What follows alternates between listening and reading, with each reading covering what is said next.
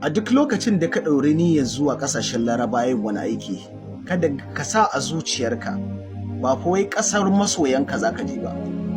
Za ka je wata ƙasa ce wadda za ka je yin aiki, wannan ya zauna a ƙwaƙwalwarka.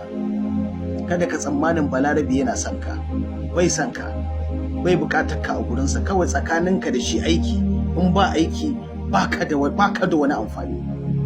Larabawa da yawa idan kuka ga irin yadda suke wulakanta baƙaƙe, sai kai mamaki, sai kai tsammanin a gida yanzu idan a Najeriya yanzu idan ka ce za ka zagi Balarabe, wani sai ya ce ka zagi manzon Allah, wanda wannan Larabawan na yanzu fa na wannan zamanin wallahi ba irin na da bane. Sai ka zauna a cikin su, wallahi sai ka gwammace a cikin turawa kake rayuwa da ka zauna a cikin bayin Allah nan, mutanen nan.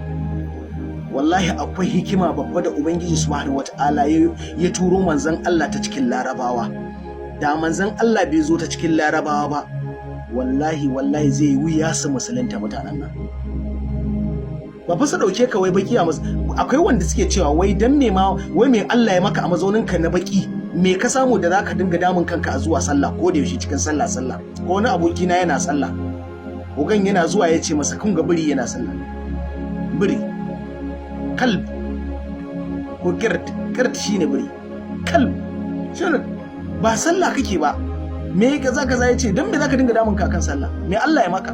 Suna ganin ko sahu ka je yi a masallaci zaka ga ba su hada kafa da kai, ga baki ga Balarabe. Idan Balarabe zai zo jona sahu, ba zai jona sahu a kafa baki ba, sai ya tafi zagaye bangaren dan uwansa Balarabe fa sai ka shirya zuwa kasashen Laraba. Wallahi baka shirya ba ku kasan nan, kasashen Laraba akwai matsala.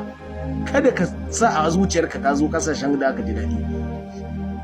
Kana ji kana gani za su ci mutuncinka. Wani malamin ma yanzu a kasashen Laraba idan ka tashi tafiya ma sai ya buga sigari ya sha sannan ya je ka tafi sallah. Ka ce ba ka yi sallah ba. Sigari ta zama yadda ka san ruwan sha a kasashen Larabawa. To wallahi kasashen Larabawa kasashen da jin daɗi ba. Ka zo ka yi jaki ba wannan da suka ɗauka Abdul din nan da aka ji suna cewa to Abdul kake. Yawwa. Dan ba sa son zama da kai. Ba sa son kai. Yau dinnan ɗan taksin da na hau cewa yake dan me za a dinga zuwa musu kasashe ba takardu ba kaza. Suna da gaskiya. Dole su ma an za su je kasashen mutane suna yin takardu.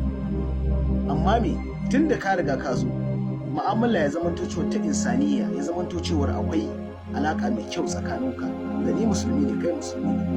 A da wannan hadisin yake aiki, al-muslimu akhul muslim. Musulmi dan uwan musulmi ne a da. Ko a ce al-muslim wal muslim kal bunyan, kamar ginin dutse ne, shuddu ba'dahu ba'da, kamar ɗaya yana rike ɗaya ko to a da ne. Ga Palestine nan ba sa ganin abin da ake a Palestine ne? Suna gani ɗan uwansu ne, ya kamata a ce sun fi mu jin zafin abin da yake faruwa a Palestine. Amma me kana gani sun watsi da abin ma ƙara alaƙa suke yi mai kyau ma da wasuwa da su waɗanda suke kashe da kafiran ke. Addini ai yanzu sai da ɗiɗiku a cikin bayan Allah.